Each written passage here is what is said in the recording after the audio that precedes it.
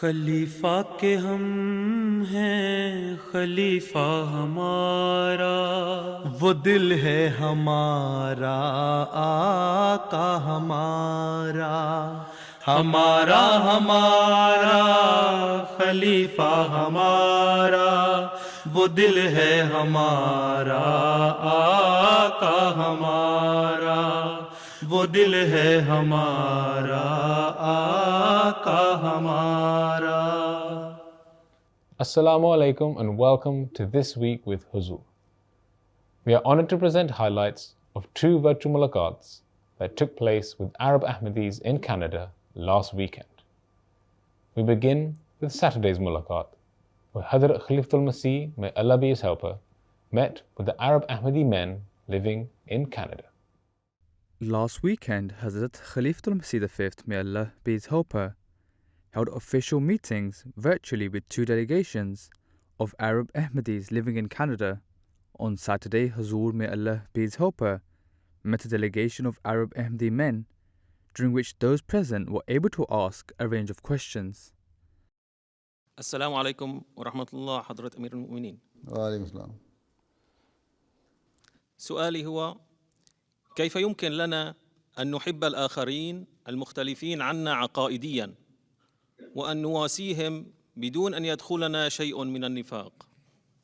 جو ہم سے عقائدی اختلاف رکھتے ہیں ان کے ساتھ ہم کس طرح منافقت کا اظہار کیے بغیر، منافقت کیے بغیر ان سے کس طرح ہم پیار اور ہمدردی کر سکتے ہیں؟ آپ کے تعلقات ہیں بہت سارے، کیا آپ کے سارے رشتہ دار احمدی ہیں؟ نہیں، جو اچھا، جب رشتہ دار احمدی نہیں ہیں ان سے آپ نے تعلق رکھا ہوا ہے؟ سوال ہے کہ مجبور ہیں، اس لیے اللہ تعالیٰ نے رحمی رشتوں کے ساتھ تعلق رکھنے کے لیے کہا ہے۔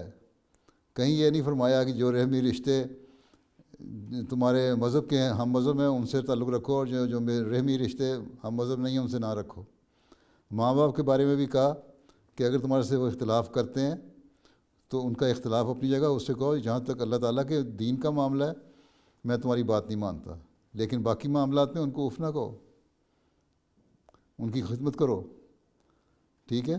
تو اللہ تعالیٰ نے تو سبق دے دیا کہ منافقت کے بغیر اپنے تعلقات کو نبھاؤ۔ دل میں کیوں منافقت پیدا ہو انسان کے؟ ہم ایک طرف کہتے ہیں کہ ہم نے ہر ایک سے محبت کرنی ہے اور ہمدردی ہمارے دل میں ہونی چاہیے، انسانیت کے لیے ہمدردی ہونی چاہیے۔ حضرت صلی اللہ علیہ وسلم رحمت للعالمین کہلائے گئے، رحمت للمسلمین تو نہیں تھے، یا احمدیوں کے لیے تو نہیں تھے۔ جب عالمین ہے اور اللہ تعالیٰ رحمان اور رحیم ہے تو اس کا مطلب ہے کہ یہ جو اللہ تعالیٰ کی صفت ہے اور حضرت صلی اللہ علیہ وسلم کا جو مقام ہے اور جو صفت اللہ تعالیٰ نے آپ کو عطا فرمائی ہے، اس کا اظہار ہر مومن سے ہونا چاہیے۔ تو منافقت کا تو سوال ہی نہیں، منافقت تو ایک بہت بری چیز ہے۔ ہاں، اگر کوئی غلط بات دیکھیں تو جس طرح قرآن کریم نے کہا کہ ماں باپ کو بھی کہہ دو کہ اس بارے میں تمہاری تائید نہیں کر سکتا، ہاں میرے ماں باپ کی حیثیت سے، رشتہ داری نبھانے کی حیثیت سے تمہاری خدمت کرتا ہوں۔ اب دوست کو کہہ سکتے ہیں تمہارے دوست کے حیثیت سے تمہاری میں خدمت کروں گا۔ حضرت مسیح علیہ الصلوۃ والسلام نے فرمایا کہ اگر ہمارا کوئی دوست ہو، تعلق رکھنے والا ہو، وہ شراب پی کے کسی نالی میں گرا پڑا ہو تو ہم اس کو لے کے آئیں گے گھر، اس کی خدمت کریں گے، اور جب اس کو ہوش آئے گی تو خاموشی سے اس کو گھر سے باہر نکال دیں گے۔ تو یہ منافقت نہیں ہے، یہ انسانیت کی خدمت ہے جو ہمارا مقصد ہے۔ تو ہمیشہ ہمیشہ یاد رکھیں کہ ایک مومن کا فرض یہ ہے کہ وہ انسانیت کی قدروں کو پہچاننے والا ہو۔ جب آپ انسانیت کی قدروں کو پہچانیں گے تو آپ میں منافقت نہیں ہوگی، آپ سچے دل سے انسان کی خدمت کر رہے ہوں گے۔ لیکن جہاں مذہب کا معاملہ آئے گا وہاں بغیر کسی لگی لپٹی کے، بغیر کسی منافقت کے، بغیر کسی مداحنت کے اس کو کہہ دیں گے کہ یہ میرے دین کا معاملہ ہے، اس میں تمہاری بات نہیں مان سکتا، ٹھیک ہے؟ اس لیے یہ آپ کا سوال ہی غلط ہے کہ ہم کس طرح کر سکتے ہیں۔ ہمارا تو مقصد ہی انسانیت کی خدمت ہے۔ ایک طرف ہم کہتے ہیں ہم انسانیت کی خدمت کرنے والے ہیں، ایک طرف کہتے ہیں منافقت کس طرح دور کریں، کیوں منافقت پیدا ہو دل میں؟ منافق تو بہت بڑی، سب سے بڑی برائی ہے۔ منافق تو آگ کے گڑھے میں گرنے والے لوگوں میں سے ہے۔ کس طرح ہم منافقت کر سکتے ہیں؟ یہ منافقت نہیں ہے کہ ہمارا دین کچھ اور ہے اور ہم اس سے ہنس کے باتیں کر رہے ہیں۔ اگر ہم ہنس کے بات کر رہے ہیں تو ایک انسان سمجھتے ہوئے باتیں کر رہے ہیں۔ اگر ہم خدمت کر رہے ہیں اس کی، تو ایک انسان کی خدمت کرنا ہمارا فرض ہے، بلکہ ہر اللہ کی مخلوق کا حق ادا کرنا ہمارا فرض ہے۔ ٹھیک ہے؟ تو یہ منافقت ہے ہی نہیں، یہ سوال ہی غلط ہے۔ جزاکم اللہ۔ السلام علیکم ورحمۃ اللہ وبرکاتہ، مولانا امیر المؤمنین۔ وعلیکم السلام ورحمۃ اللہ وبرکاتہ۔ نشهد في السنوات الأخيرة تغييرات عالمية جذرية في مختلف المجالات۔ کہتے ہیں کہ موجودہ چند سالوں میں عالمی سطح پر بہت زیادہ سیاسی، اقتصادی، معاشرتی اور ماحولیاتی تبدیلیاں ہوئی ہیں اور ہو رہی ہیں، جن سے کیا ترقی یافتہ اور کیا غریب اقوام سب متاثر ہوئی ہیں۔ مثلاً لاکھوں لوگ سیاسی نزاعات کی وجہ سے مر رہے ہیں، جیسے کہ مشرق وسطیٰ میں ہو رہا ہے۔ دیگر لوگ مختلف اقوام کے لالچ کی وجہ سے، اور کئی لوگ مختلف وباؤں جیسے کرونا وغیرہ کی وجہ سے مر رہے ہیں۔ سوال یہ ہے کہ یہ حالات کب تک چلیں گے، اور کیا ہم بدترین زمانے تک پہنچ گئے ہیں، یا اس سے بھی زیادہ برا زمانہ آگے آنے والا ہے؟ بات یہ ہے کہ یہ ایسا زمانہ ہی تھا جو آج سے 130 سال پہلے سے شروع ہوا، جب اللہ تعالیٰ نے اپنے وعدے کے مطابق مسیح موعود اور مہدی موعود کو بھیجا، اور حضرت صلی اللہ علیہ وسلم نے اس کی پیشگوئی فرمائی تھی۔ یہ زمانہ تھا، اور ان کے ماننے والوں کے لیے خوشخبری دی کہ وہ ان برائیوں سے اور مسائل سے بچ جائیں گے جو سچے مومن ہوں گے۔ یہ نہیں کہ صرف بیعت کرنا، اس لیے حضرت مسیح علیہ السلام لکھا ہے کہ صرف میری بیعت کرنا کافی نہیں، میری بیعت کے ساتھ میری جو شرائط ہیں ان پہ عمل کرنا بھی ضروری ہے۔ تو ایک تو یہ ہے کہ وہ زمانہ چل رہا ہے، ساتھ ہی اللہ تعالیٰ نے حضرت مسیح علیہ السلام کو بھی بذریعہ علامات بہت ساری پیشگوئیاں فرمائیں۔ ان میں سے ہم دیکھتے ہیں کچھ پوری ہوئیں۔ جو حالات دنیا میں سے گزر رہی ہے، یہ تو ان حالات کا نتیجہ ہے جو دنیا کے اپنے عمل ہیں۔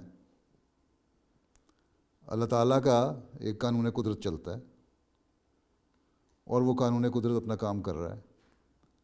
ایک قانون شریعت چلتا ہے، اور وہ بھی اپنا کام کر رہا ہے۔ جب خدا تعالیٰ کو لوگ بھول جائیں گے اور پھر عملی طور پر بھی دنیاوی لحاظ سے بھی ایسی غلط کاموں میں پڑ جائیں گے، یا برے اپنے حل نکالنے شروع کر دیں گے اپنے مسائل کے، جن کے نتیجے بد نکلنے ہیں، تو پھر وہاں قانون قدرت بھی کام کرے گا، قانون شریعت بھی کام کرے گا، اور وہ کام کر رہا ہے۔ اب دنیا کی اکثریت جو ہے وہ خدا تعالیٰ کو بھول رہی ہے، اور جب خدا تعالیٰ کو بھول گئی تو پھر اللہ تعالیٰ سے مانگنے کا تو سوال نہیں رہا۔ دنیا سے وہ مانگنا چاہتے ہیں۔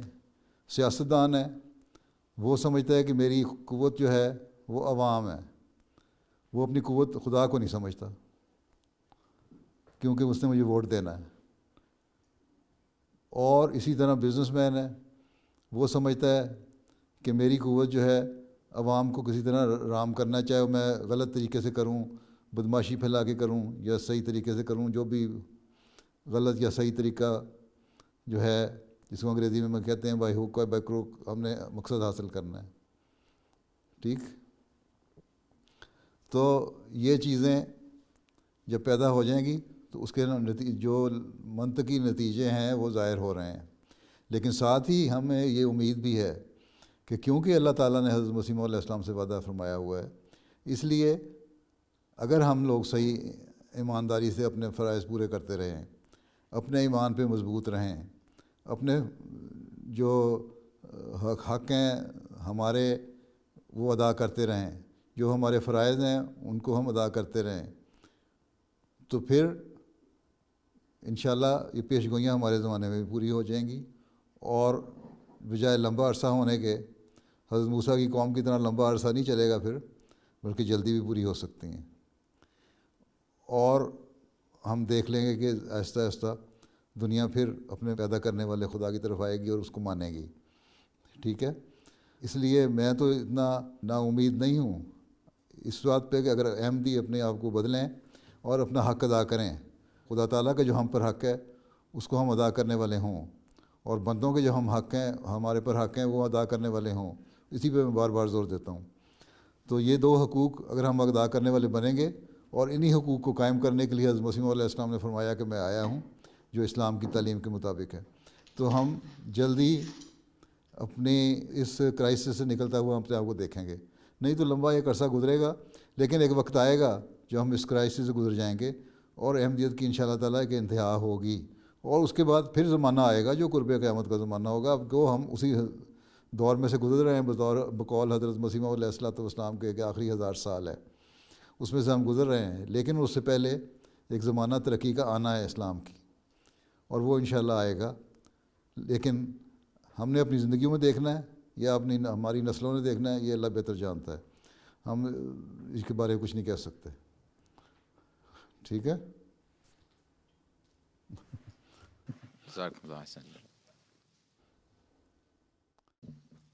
پیارے حضور، السلام علیکم ورحمۃ اللہ وبرکاتہ. وعلیکم السلام.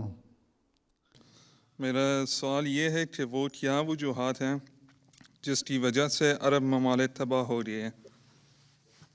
اچھا، یہ اردو کہاں سے سیکھی ہے؟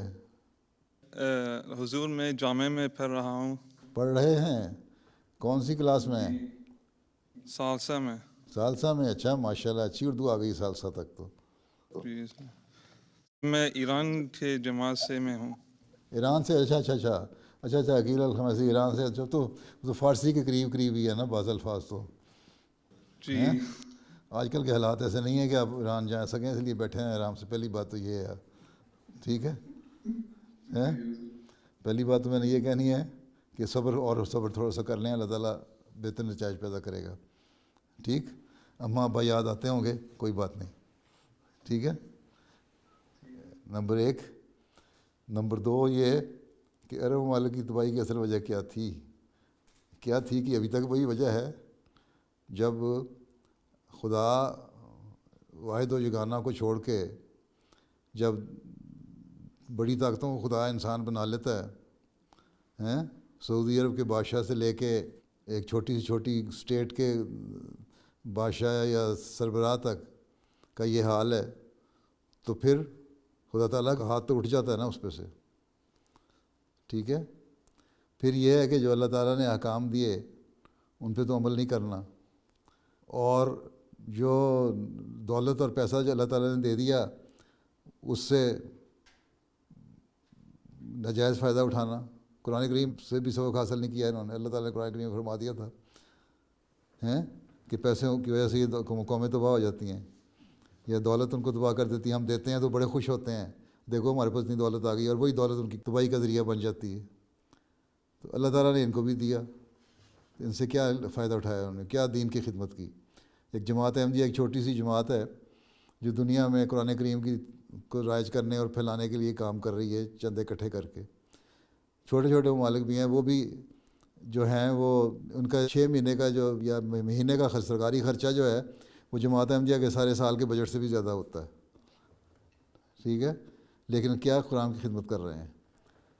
صرف ایک سفر سمجھتے ہیں کہ جماعت احمدیہ کی مخالفت کر دو، مسیح موعود کی مخالفت کرو اور اس کے خلاف کفر کے فتوے لگا دو.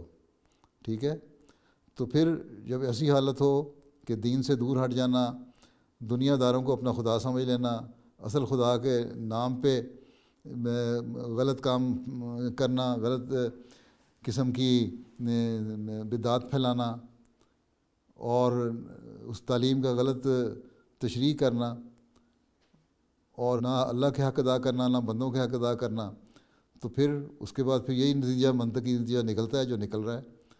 ٹھیک ہے، جب ہم خدا کو حقیقی خدا ماننے لگ جائیں گے اور اس حکموں میں چلنے لگ جائیں گے تو یہی ہم ملک ترقی کرنے لگ جائیں گے.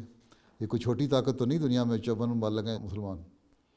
ٹھیک ہے، بہت کچھ کر سکتے ہیں، لیکن فرقہ بازی میں پڑھ کے یا دنیا داری میں پڑھ کے ہم نے ایک دوسرے میں پھاڑ پیدا کر دی ہے. اور حضرت صلی اللہ علیہ وسلم کی حدیث میں یہی تھا کہ جب یہ نفاق پیدا ہو جائے گا تم لوگوں میں, پھر تمہاری ترقی رک جائے گی, وہ تباہی ہوگی. اور جوڑنے کا والا آئے گا جب, اس وقت اس کے ساتھ جڑ جانا تو بچ جاؤ گے, نہیں جڑو گے تو نہیں بچو گے.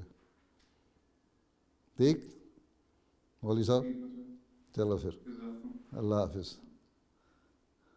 السلام على خليفتنا المفدى. وعليكم السلام. أما بالنسبة لسؤالي, لماذا لا يكون هناك تركيز من الجماعة في التبليغ على وفاة سيدنا عيسى, ولماذا لا يكون التدليل على مكان قبره بالذات؟ کہتے ہیں سوال یہ کہ ہم تبلیغ میں حضرت عیسیٰ علیہ السلام کی وفات اور ان کی قبر کی موجودگی والی دلیل پر زیادہ زور کیوں نہیں دیتے, اور کیوں اس بات کو ہر مجلس کا حصہ نہیں بناتے تاکہ کسر صلیب کے بارے میں حضرت مسیح موعود علیہ السلام کی آمد کی غرض پوری ہو سکے؟ بات یہ ہے کہ جب عیسائیت زوروں پہ تھی اس وقت کسر صلیب کی باتیں, حضرت مسیح علیہ السلام کی آمد کی غرض تو یہی ہے کسر صلیب, لیکن ایک اور بڑی آمد کی وجہ بھی ہے, اور وہ ہے خدا تعالیٰ کی وحدانیت کا قیام, خدا تعالیٰ کے وجود کا ادراک پیدا کروانا, اس کو ثابت کرنا. آج کل خود عیسائی جو ہیں وہ اس بات کو بھول گئے کہ عیسیٰ علیہ السلام زندہ تھے کہ مر گئے. 65-66% عیسائی تو ایتھسٹ ہو چکے ہیں, خدا تعالیٰ کو بھول گئے ہیں, ان کو کسر صلیب سے کیا. اور جو ہیں وہ بھی چرچ میں جانے والے نہیں رہے, کرسمس منانے چلے گئے کبھی, یا کبھی کوئی 2-4 مہینے بعد چرچ میں چلے گئے, وہ بھی صرف شور لگانے کے لیے. ٹھیک ہے. باقی جہاں تک سوال ہے, سوال اٹھانے کا کہ کسر صلیب کو ہم کیوں نہیں اجاگر کرتے, یہ بھی غلط ہے, ہم کرتے ہیں. ہمارا مسیح ہندوستان میں جو ہم کتاب شائع کر رہے ہیں, مختلف زبانوں میں شائع کی ہے نا حضرت مسیح علیہ السلام کی کتاب, اس لیے کر رہے ہیں اس کے ترجمے مختلف زبانوں میں تاکہ دنیا کو پتہ لگے. اب مجھے یاد ہے ایک مذہبی ایڈوائزر تھا, وہ مجھے ملنے آیا وہیں امریکہ میں, تو اس کو میں نے بات ہی اس طرح شروع کی تھی کہ اس کے ساتھ پادری بھی تھا ایک, کہ تم لوگ بات کرتے ہو عیسیٰ علیہ السلام کی آمد کی, ہم یہ مانتے ہیں کہ عیسیٰ علیہ السلام تو ہو گئے فوت, اور جو عیسیٰ آنا تھا اس کو ماننے والے ہم ہیں. ٹھیک ہے. اور اس کی اس بات پہ لمبی بات ہوئی, کافی گفتگو ہوئی, اور وہ سنتا رہا. میرا خیال تھا کہ اس کے بعد وہ شاید وہ جماعت کے حق میں بعض باتیں کرنے کے بجائے ہمیں نقصان نہ پہنچائے, کیونکہ اتنی کھل کے باتیں میں نے کر دیں. لیکن وہ شریف آدمی نکلا, اور اس کا جو ساتھ پادری آیا ہوا تھا وہ بھی, کہ انہوں نے اس کے باوجود ہمارے حمایت کی اور ہمارے حق میں باتیں کی کہ ہاں جہاں تک احمدیوں پہ مظالم کا تعلق ہے, ان پہ ظلم ہوتے ہیں. تو بہرحال جہاں ضرورت ہو وہاں عیسیٰ علیہ السلام کی بات بھی کی جاتی ہے. لیکن اس زمانے میں سب سے بڑا جو مسئلہ پیدا ہو چکا ہے وہ ہے خدا تعالیٰ کو بھولنے کا, دہریت کا. اور دہریت کے خلاف بھی حضرت مسیح نے لکھا ہے کہ میں دہریت کے خلاف بھی آیا ہوں. اس بات کو بھی یاد رکھنا چاہیے ہمیشہ. مسیح موعود نام تو ہم نے رکھ دیا, تو مہدی بھی نام ہے آپ کا, لیکن عیسائیوں میں کیونکہ ابھی بھی عیسائیت دنیا میں زیادہ ہے نام کے لحاظ سے, عمل کے لحاظ سے نہیں, اس لیے مسیح موعود کے جو دونوں کام ہیں نا, اور اس اللہ تعالیٰ کی وحدانیت کو قائم کرنا اور لوگوں میں پیار اور محبت کو پیدا کرنا, یہ اللہ تعالیٰ نے 2 میرے بڑے کام ہیں جس کے لیے میں آیا ہوں. حضرت مسیح نے فرمایا, بے شمار جگہ فرمایا ہوا ہے, کسر صلیب کی بات صرف نہیں کی. حضرت نے فرمایا کہ میرے 2 بڑے کام ہیں, خدا تعالیٰ کی وحدانیت کو قائم کرتے ہوئے اس کے حق ادا کرنے والا لوگوں کو بنانا, اور اس سے قریبی تعلق پیدا کرنا, خدا کے حضور لوگوں کو لے کے آنا. نمبر 2 بندوں سے حقوق ادا کروانا. یہ 2 مین کام ہیں. ٹھیک ہے. اگر آپ سارا لٹریچر پڑھیں حضرت مسیح علیہ السلام کا تو اکثریت ان 2 باتوں کے گرد گھومتی ہے. ٹھیک ہے. وہاں جہاں ضرورت ہے کسر صلیب کی وہاں کسر صلیب بھی کرتے ہیں, وہ تو ایک کام ہے کرنا ہے. ٹھیک ہے. ٹھیک ہے نا. تو ہم دونوں کام کر رہے ہیں. آپ کے کتنے دوست ہیں کینیڈا میں, آپ عیسائی, آپ مجھے جائزہ لے کے بتائیں کہ جو مانتے ہیں کہ حضرت عیسیٰ علیہ السلام زندہ آسمان پہ بیٹھے ہیں اور واپس آئیں گے. اکثریت یہ کہے گی ہم بیٹھے ہوں گے، کبھی بیٹھے تو چلے گئے، ہمیں تو کوئی تعلق نہیں. ہمیں تو یہ پتہ ہے کہ ہم نے صبح جانا ہے، کمائی کرنی ہے، شام کو واپس آنا ہے، تو ہمیں اتنی کمائی ہونی چاہیے کہ ہمیں شراب کی بوتل مل جائے. ٹھیک ہے ٹھیک ہے نا؟ كان الله معكم ووفقكم. ٹھیک ہے، جزاكم الله. اللہ حافظ. نعم. امیر صاحب 1 گھنٹہ میں نے دے دیا آپ کو، اب میرا دوسرا پروگرام شروع ہونے والا ہے، اس لیے اجازت ہو. اللہ حافظ ناصر. السلام علیکم ورحمۃ جی اللہ. حضور کا شکریہ، جزاکم اللہ تعالیٰ. السلام علیکم ورحمۃ اللہ. السلام علیکم ورحمۃ اللہ. The following day, a delegation of Arab Lajna also had the opportunity to meet Hazur, may Allah be his helper, and ask questions. السلام عليكم ورحمة الله تعالى وبركاته يا سيدي الحبيب. اسمي نداء الشندغلي، وسؤالي هو: هل يقوم حضرة مولانا أمير المؤمنين بالمساعدة بالأعمال المنزلية ولا سيما الطهو؟ وما هو أفضل ما يطهوه حضرة مولانا أمير المؤمنين نصره الله؟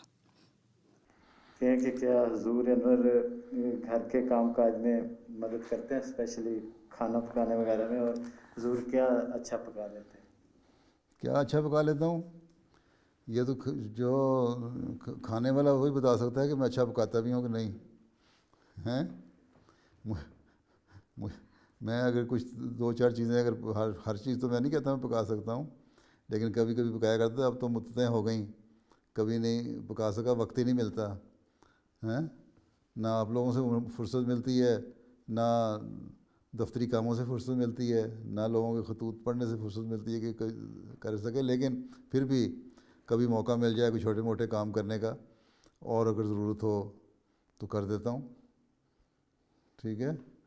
اس لیے اکثر وہ مرد جو مصروفیت کا بہانہ کرتے ہیں، ان کے بہانے ہوتے ہیں، وہ ان کو مدد کرنی چاہیے اپنے گھروں میں. ٹھیک ہے. کہہ رہی ہیں کہ کیا ہم پرامن احتجاج جو ہے، مظاہرے، ان میں شامل ہو سکتے ہیں؟ یہ گارنٹی اگر ہو کہ پرامن احتجاج ہوگا اور آخر میں آ کے وہ توڑ پھوڑ اور شدت پسندی میں نہیں بدل جائے گا، تو کر سکتے ہیں، کوئی حرج نہیں اس میں کرنے میں. ٹھیک ہے. کشمیریوں کے حق میں بھی ایک دفعہ خلیفہ ثانی کے زمانے میں احتجاج ہوا تھا اس وقت، اور خلیفہ ثانی نے اس میں اجازت دی تھی، شامل ہو جاتے تھے. تو اگر پرامن احتجاج ہو اور کوئی توڑ پھوڑ نہ ہو، سرکاری املاک کا نقصان نہ پہنچایا جائے، اور قانون کے دائرے کے اندر رہتے ہوئے، جہاں ان ملکوں میں قانون بھی اجازت دیتا ہے احتجاج کی اور جلوسوں کی، پرامن جلوسوں کی، اس حد تک آپ کر سکتے ہیں، کوئی حرج نہیں ہے. کہتی ہیں کہ میری فیملی ڈاکٹر جو مصر سے ہیں اور عیسائی ہیں، ان سے اپوائنٹمنٹ تھی، تو انہوں نے مجھ سے پوچھا کہ کیا آپ وٹامن ڈی لیتی ہیں؟ تو میں نے کہا ہاں میں لیتی ہوں. انہوں نے کہا لیکن آپ کو عام لوگوں سے زیادہ لینی چاہیے، کیونکہ آپ حجاب پہنتی ہیں اور اس کی وجہ سے سورج کی شعاعیں آپ کی دل تک نہیں پہنچ سکتی. تو کہتی ہیں کہ میں سوال یہ ہے کہ کیا خدا تعالیٰ کوئی ایسا حکم دے سکتا ہے کہ جس میں ہماری صحت کے اصول کے خلاف؟ بات یہ ہے کہ سردیوں میں تو جب وٹامن ڈی کی زیادہ کمی ہو جاتی ہے، عموماً دن بھی وہاں چھوٹے ہوتے ہیں یورپ وغیرہ مغربی ممالک میں، اس وقت تو ان لوگوں نے بھی اپنے جسم کو ڈھانکا ہوتا ہے اور سورج نکلتا بھی نہیں اتنا زیادہ. اس وقت تو یہ لوگ بھی وٹامن ڈی لے رہے ہوتے ہیں. باقی رہ گئی گرمیوں کی باتیں. اس میں ہمارے جو چہرہ ہے آپ کا عموماً کافی حد تک ننگا ہوتا ہے، اور سورج کی شعاعیں صرف ایسی تو نہیں ہے کہ جو ڈائریکٹ جلد پہ پڑیں تو پھر ہی ہے. اب یہ لوگ وٹامن ڈی لینے کے نام پہ اور سن باتھ کے نام پہ بیچز پہ جا کے، سمندروں کے کنارے گرمیوں میں جا کے ننگے ہو کے لیٹ جاتے ہیں کہ ہم وٹامن ڈی لے رہے ہیں اور سورج کی شعاعیں لے رہے ہیں. تو یہ تو بے حیائی پھیلنے والی اور پھیلانے والی باتیں ہیں. اس کی اسلام اجازت نہیں دیتا. سورج کی جتنی ریکوائرمنٹ ہے وہ سورج میں کپڑوں سمیت بیٹھنے سے بھی پوری ہو جاتی ہے. آپ کا چہرہ تو ننگا ہوتا ہے، آپ کے ہاتھ بازو ننگے ہوتے ہیں، پاؤں آپ ننگے رکھتی ہیں، اور اسی میں وٹامن ڈی کی جتنی ریکوائرمنٹ ہے پوری ہو جاتی ہے. اللہ تعالیٰ نے اپنا نظام ایسا رکھا ہوا ہے. یہ صرف دنیا داری والی اور دجالی چال ہے کہ جی تم اگر یہ اس طرح کرو گی تو پھر تمہاری اندر وٹامن ڈی نہیں آئے گی. وہی شیطان کے ابھی ذکر ہوا رہا تھا نا، شیطان کے وسوسے ڈالنے والی بات. تو یہ شیطانی وسوسے ہیں جو پڑھے لکھے لوگ بھی ڈالتے ہیں، تو یہ باہر کے شیطان ہیں، ٹھیک ہے. اس لیے جو اتنی ریکوائرمنٹ آپ کی ہے وہ پوری ہوتی ہے. باقی سارا دن آپ گھر میں تو حجاب پہن کے نہیں بیٹھی ہوتی. گھر میں آپ کے کمرہ ہے، اس کے کھڑکیوں سے شیشوں سے دھوپ آ رہی ہوتی ہے. جب دھوپ آ رہی ہے وہاں آپ بیٹھ کے دھوپ لے سکتی ہیں. کپڑے لائٹ کپڑے پہنے ہوتے ہیں، اس میں آپ بیٹھی ہوتی ہیں. جب باہر جانا ہے حجاب لینے کا یا کوٹ پہننے کا یا پردہ کرنے کا حکم تو باہر کے لیے ہے. گھر میں اگر کوئی نامحرم ہے تو اور بات ہے، ادروائز تو یہی ہے کہ ہم ریلیکس کپڑوں میں پھر سکتی ہیں. اور بے شک اپنے سروں سے اوڑھنیاں بھی اتاری ہوتی ہیں، کوئی ایسی بات نہیں ہے.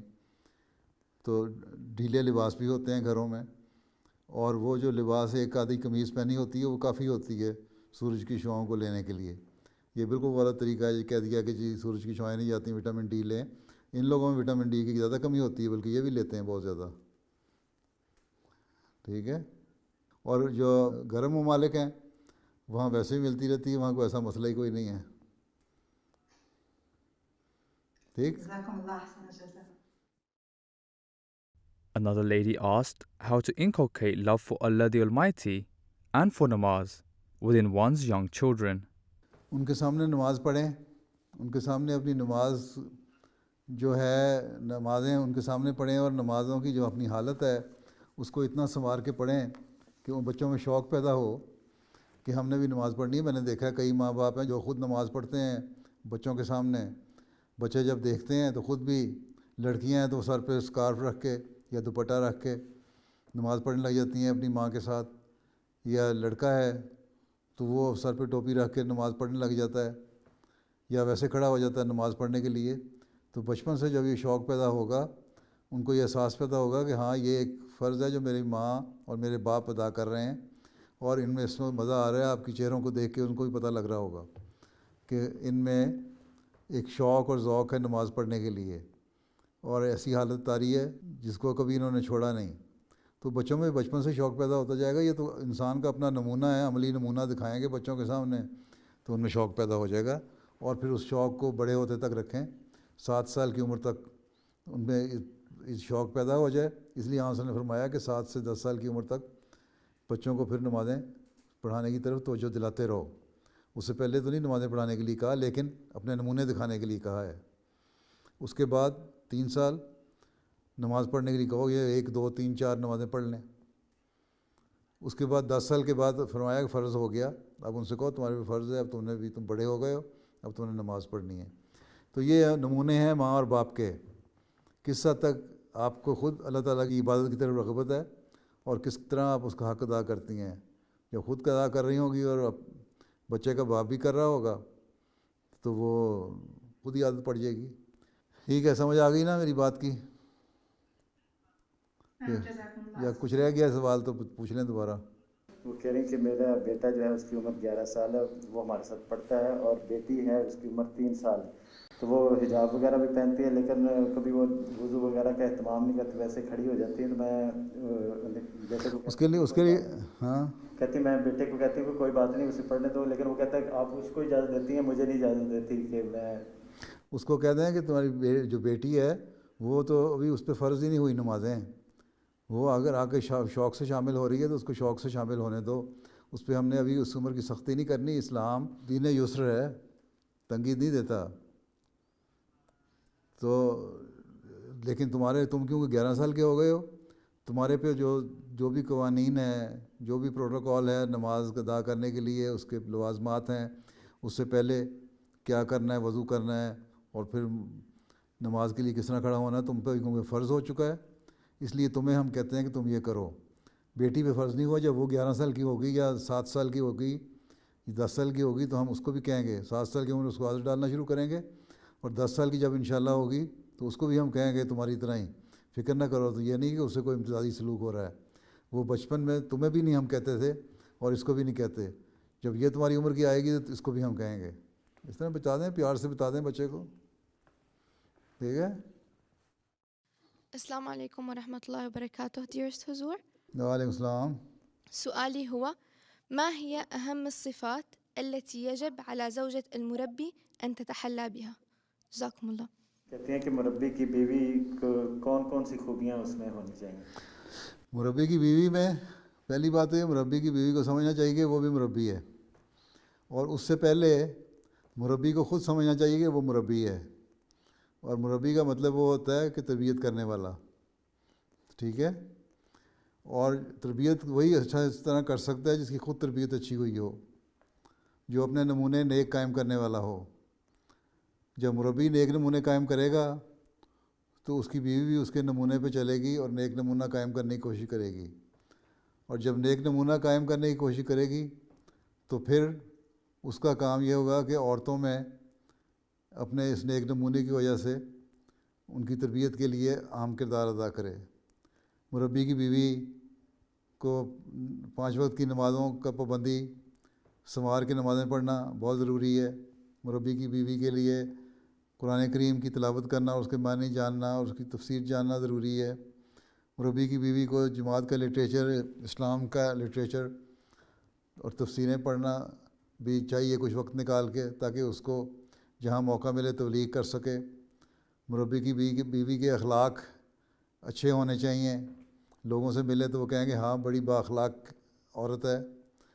مربی کی بیوی کو جو نمونہ ہے وہ ایسا ہو کہ دوسرے دیکھ کر اس کے عمل کرنے کی کوشش کریں، اور یہ ساری باتیں جو ہیں، یہ خصوصیات جو ہیں مربی کی بیوی میں ہونی چاہیے، اور عاجزی اور انکساری ہونی چاہیے مربی کی بیوی میں۔ یہ نہیں کہ مربی کی بیوی ہوں تو میں کوئی چیز ہوں، بلکہ عاجزی سے ہر کام کرنے والی ہو، تو پھر وہ بہترین بیوی ہے، ٹھیک ہے، جزاک اللہ حضور۔ ٹھیک ہے، اور وقت ختم ہو گیا ہے، گھنٹہ پورا ہو گیا ہے، اور جزاک اللہ۔ السلام علیکم ورحمۃ اللہ وبرکاتہ۔ باقی باتیں بعد میں۔ جزاکم اللہ تعالیٰ۔ Those were highlights from 2 virtual mulaqats that took place last weekend. We now end with our final segment, a clip from this week's Friday sermon. In today's Friday sermon, Hazur, may Allah be his helper, continued his series of sermons about the companions who took part in the Battle of Badr. Towards the end, Hazur, may Allah be his helper, requested prayers for Ahmadis around the world. آج میں افغانستان کے احمدیوں کے لیے دعا کے لیے بھی کہنا چاہتا ہوں۔ بہت تکلیف میں گزر رہے ہیں، بعض گرفتاریاں بھی ہوئی ہیں، عورتیں بچے بڑے پریشان ہیں گھروں میں اپنے، جو باہر ہیں مرد جو گرفتار نہیں ہوئے وہ بھی بے گھر ہوئے ہیں، کیونکہ خطرہ ہے کہ گرفتاریاں نہ ہو جائیں۔ اللہ تعالیٰ ان کے لیے آسانیاں پیدا فرمائے اور ان کو اس مشکل سے نکالے۔ پھر پاکستان کے احمدیوں کے لیے بھی دعا کریں، وہاں بھی عمومی طور پر حالات خراب ہی ہوتے ہیں، کہیں نہ کہیں کوئی نہ کوئی واقعہ ہو جاتا ہے جو لوگ احمدیوں کو تکلیفیں دے رہے ہیں۔ اسی طرح مجموعی طور پر بھی دعا کریں، اللہ تعالیٰ دنیا کو حضرت مسیح موعود علیہ الصلوۃ والسلام کو پہچاننے کی توفیق عطا فرمائے اور ہر شر کو ختم کرے، اور دنیا اپنے پیدا کرنے والے کی حقیقت کو پہچان لے۔